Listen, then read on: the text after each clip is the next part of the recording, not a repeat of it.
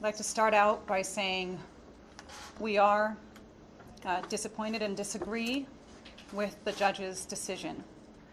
We believe that it is flawed. We have sympathy for all who suffer from substance abuse. But Johnson & Johnson did not cause the opioid abuse crisis here in Oklahoma or anywhere in this country. We do not believe that the facts or the law supports the decision today.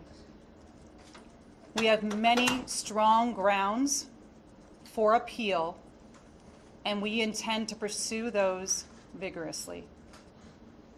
The facts are that the company manufactured 2 FDA-approved medicines that are essential for treating patients who suffer from chronic, long-term, debilitating pain.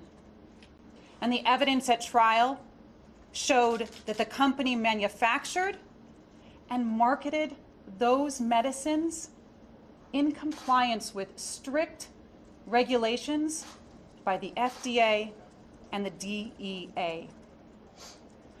The evidence at trial also showed that the company's medicines were rarely diverted, rarely abused, and they amounted to less than 1% of all opioid prescriptions prescribed to patients in Oklahoma. That's true throughout the country as well.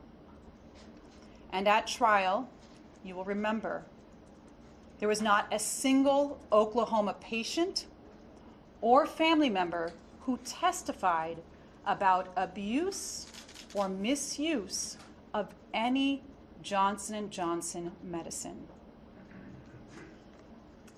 And you'll remember that the state never called a single doctor, a single Oklahoma doctor, to testify that they were misled by anything that the company said or did.